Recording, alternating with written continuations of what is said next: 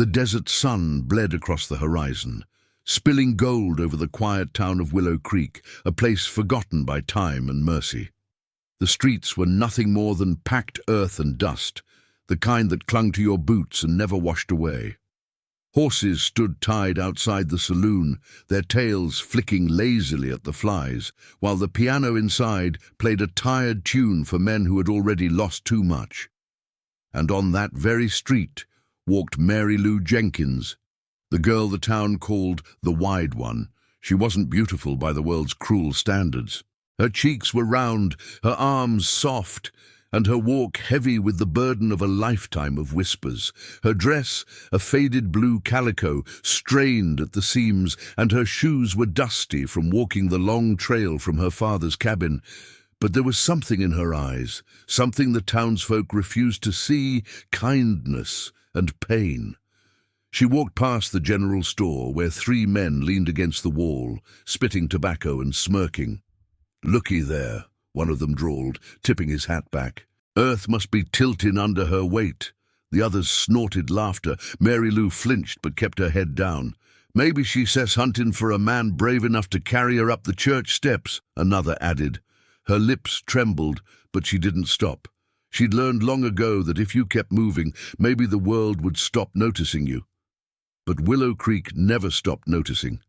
At the edge of town, the schoolchildren paused their games to point and whisper. One boy mimed an explosion with his hands, pretending the ground shook under her steps. The others laughed until tears filled their eyes, and from the porch of the sheriff's office, even Sheriff Collins, a man sworn to protect decency, watched her pass and muttered to his deputy, "Some folks just weren't meant to be seen." Mary Lou heard every word. She reached the outskirts, where the road disappeared into the trees. Her breath was heavy, her heart heavier. Beyond that road lay her father's cabin, old and lonely on the edge of the mountains. It was the only place that didn't laugh. That evening, as dusk settled, Mary Lou sat on the porch with her father, Earl Jenkins, a tired man with kind eyes and a cough that rattled his bones. "You going into town again, girl?" he asked softly.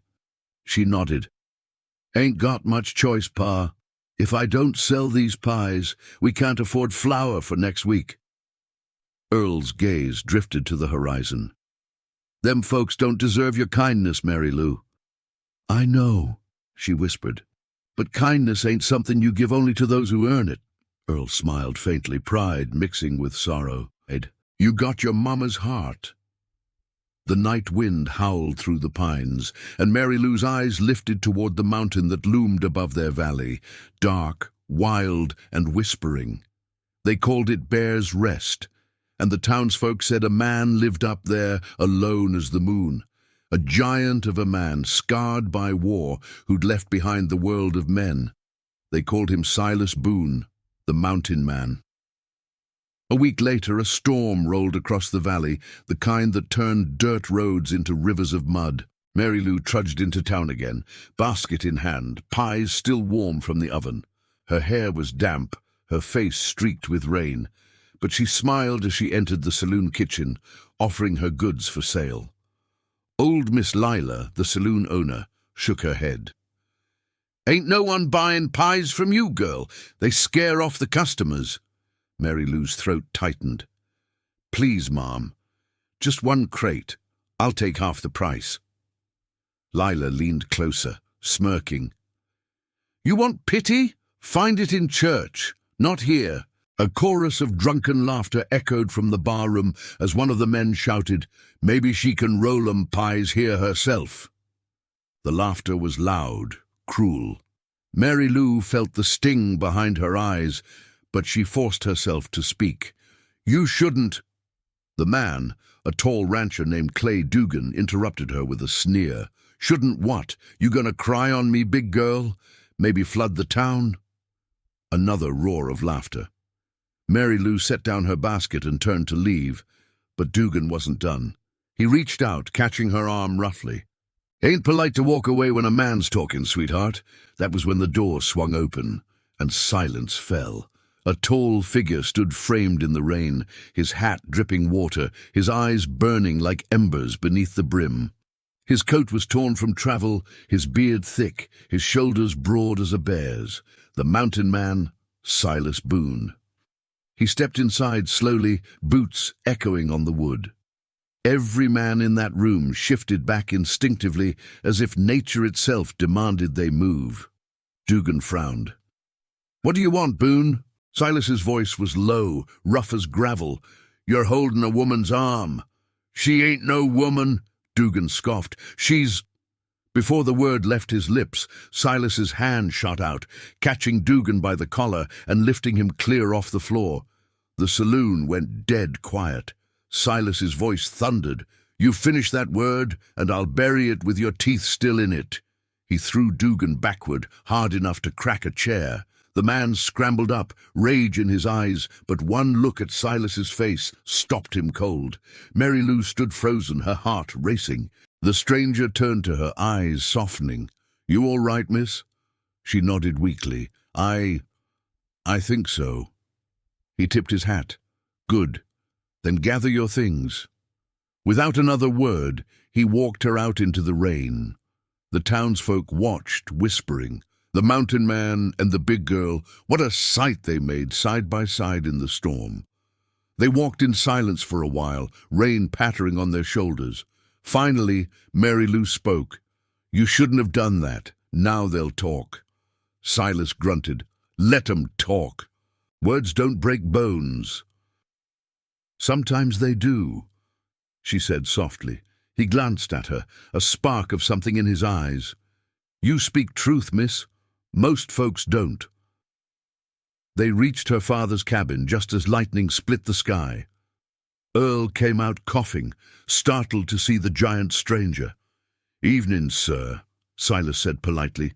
"Name's Boone. Saw your daughter being mistreated. Thought I'd see her home safe." Earl nodded slowly. "Well, thank you for that. Ain't many men bother." Silas tipped his hat again. "Ain't much bother to do what's right." He turned to leave, but Mary Lou called out, "Wait! You'll catch cold! There's stew on the fire! Please stay!" Silas hesitated, then stepped inside.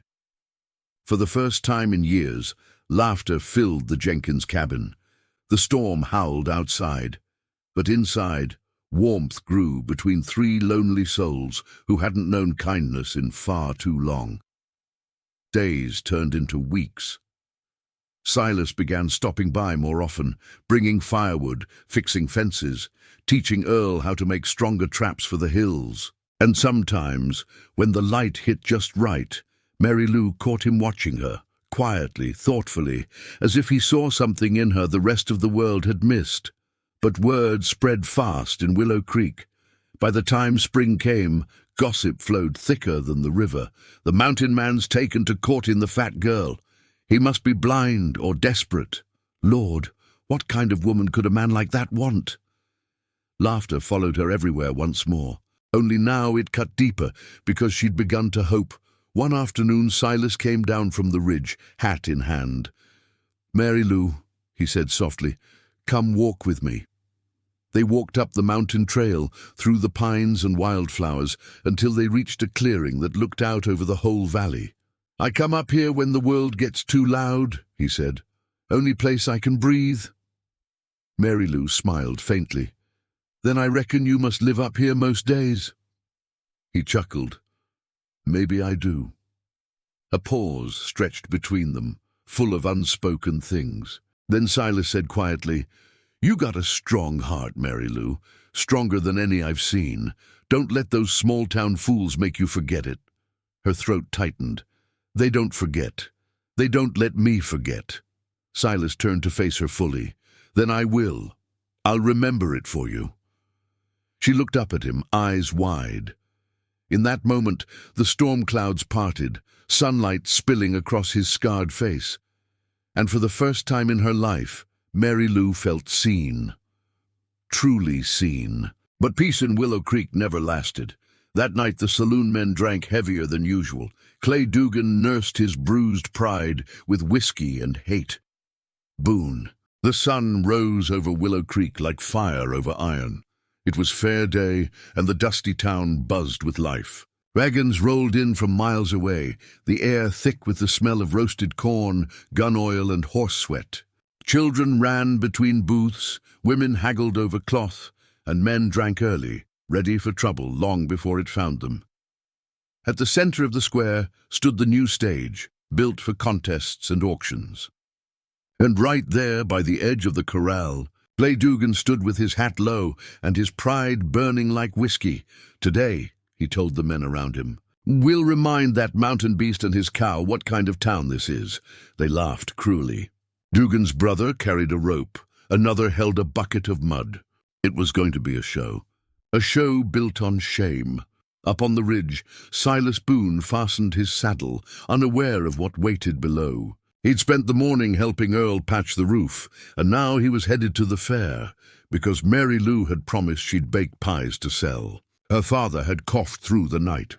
They needed the money. Silas had offered to go with her, but she'd smiled and said softly, "If I can face that town, I can face anything." He'd believed her as he mounted his horse. A hawk circled high above, the kind of sign old mountain men didn't ignore. Something in Silas's gut turned cold. He kicked his horse into motion. Down the trail, fast. In town, laughter echoed across the fairgrounds. Mary Lou stood behind her pie stall, the edges of her dress fluttering in the hot wind. Her face was red from the sun, her smile polite and small. But the whispers came again, sharp and merciless. Wouldn't fit behind a kitchen counter. Surprised that table ain't bucklin'. Wonder if Boone's horse can carry both of 'em at once. The words cut deeper than any knife. Still, she smiled. She sold pies. She breathed through the pain until Dugan stepped up. "Well, if it ain't the fair's biggest attraction," he sneered. "How much for a pie, sweetheart? Or do I gotta pay by the pound?" A few men laughed. Others looked away. Even cruelty had its limits. Mary Lou swallowed hard. "They're 2 cents, same as always." Dugan slapped a coin down. "Then give me 2. One for me, one for the horse that's got more manners than you." When she turned to reach for the pies, he flicked his wrist, sending a handful of mud straight at her back. It hit hard, splattering across her dress, her hair, her face. The laughter that followed was thunderous. Mary Lou froze. Her hands shook. For a second, she couldn't breathe. The world tilted, and all the shame she'd carried for years came crashing back. She turned, eyes burning with tears, and whispered, "Why?" Dugan smirked. "Because some folks need reminding of what they are." And just as he reached for another handful of mud, a shadow fell across him. The laughter stopped. Boot steps echoed on the boards behind him, heavy, deliberate, final. Dugan turned and found himself staring into the unblinking eyes of Silas Boone. Silas didn't speak right away. He just looked at Mary Lou, her face streaked with tears and dirt, and then at the mud on Dugan's hand. The mountain wind seemed to rise between them, thick and alive. "Who did this?" Silas asked quietly. No one answered. He stepped closer, boots creaking on the wood. "I said, who touched my woman?" The words dropped like thunder. The crowd gasped. Dugan blinked. Your woman?" Silas's voice deepened. "Ain't a soul on this earth got the right to mock her." "Not while I still draw breath," Dugan sneered, trying to hide his fear. "She ain't fit for—" Silas moved like a bear striking. His hand clamped around Dugan's throat, lifting him clear off the ground. "You mock her again," Silas growled, "and I'll hang you from that barn beam and let the wind decide your worth." The man choked, kicking, face turning red. Silas dropped him hard onto the dust. No one moved. The crowd had gone dead silent. Even the sheriff, who'd stepped forward, froze when Silas turned his gaze on him. "She's done more good in her small life," Silas said, voice trembling with anger, "than this whole rotten town together." He looked around, at every face that had ever sneered, every mouth that had ever whispered. "You call her names. You throw dirt. But she's the only soul here that still knows what kindness means." He turned to Mary Lou, his tone softening. "Come on, darling. Let's go home." They walked through the silent street together, side by side. No one laughed now. Children stared. Men lowered their hats. And Mary Lou, her tears still wet, walked taller than she ever had before.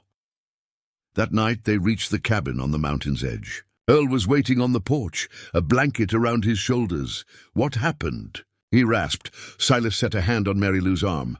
"Town got reminded what a real woman looks like." Earl looked between them and nodded slowly. "Took 'em long enough." Silas turned to Mary Lou. "You still want to sell pies? We'll do it right." "Not for them. For you." She shook her head gently. "I don't care about the pies no more. I just want to stop hiding." Silas smiled. "Then you stay right here. Ain't no need to hide on this mountain." Weeks passed. Mary Lou grew stronger, inside and out. She helped Silas build a new smokehouse, learned to shoot a rifle, and laughed more than she ever had. The pain still lived inside her, but it no longer ruled her. Sometimes Silas would find her by the stream, skipping stones, humming a tune. He'd stand behind her, watching with quiet pride. "You know," he said one evening, "when I first saw you, I thought the world had forgotten what real beauty looked like." She smiled shyly. "And what does real beauty look like to you?" Silas looked out at the sun setting over the valley. "Like someone who don't let the world break her heart, even when it tries every damn day." She turned, and for the first time kissed him softly, tenderly, with the gentleness of a woman who'd finally been seen. But peace never lasts long in a land like the West. One morning, a group of riders came up the mountain, led by Clay Dugan's brother. Looking for revenge, they found the cabin, torches in hand. "Boone!" one shouted. "You think you can humiliate my kin and walk away?" Silas stepped onto the porch, rifle in hand, Mary Lou behind him. "I think you boys don't know when to quit," Dugan's brother spat. "You stole her from our town. She ain't yours to keep." Silas's voice was ice. "She's not a thing to keep. She's a woman to stand beside." Then the guns came out. The fight was quick, brutal. Bullets cracked through the dawn. Mary Lou pulled Earl to safety, while Silas fired from behind the stone wall. 2 of the riders fell. The rest scattered into the trees. When the dust cleared, Silas's shoulder bled, but his eyes burned brighter than ever. Mary Lou knelt beside him, trembling. "You're hurt!" He grinned weakly. "It ain't the first time the world's tried to kill me." She pressed her hands to the wound, tears falling. "Why do you keep fighting for me?" Silas lifted her chin gently. "Because you're the first person who ever fought for me without asking anything in return." By summer, Willow Creek was a different town. The sheriff came to the mountain one morning, hat in hand, to apologize. "Folks talk different now," he said. "They seen what courage looks like, and it wasn't wearing a badge." Mary Lou thanked him politely. But she never returned to live in town. She and Silas stayed in the cabin, raising chickens, growing a garden, building a life out of what the world had thrown away. People began bringing pies up to the mountain instead, trading stories, seeking advice, sharing kindness they'd once forgotten. The cruel laughter that once filled Willow Creek faded into memory. Years later, a traveler passed through the valley and wrote in his journal, "There's a cabin high above Willow Creek, where a great bear of a man lives with a woman who smiles like the morning sun. They say he once saved her from the cruelty of men, but ask anyone who's met her, and they'll tell you it was she who saved him." And every sunset, as the wind brushed through the pines, Silas would wrap his arms around Mary Lou and whisper, "Let 'em mock all they want, darling. The mountain don't care what fools say." And she'd smile, resting her head against his chest, knowing that sometimes the greatest love stories are born not from beauty, but from bravery, kindness, and the courage to love the soul beneath the scars.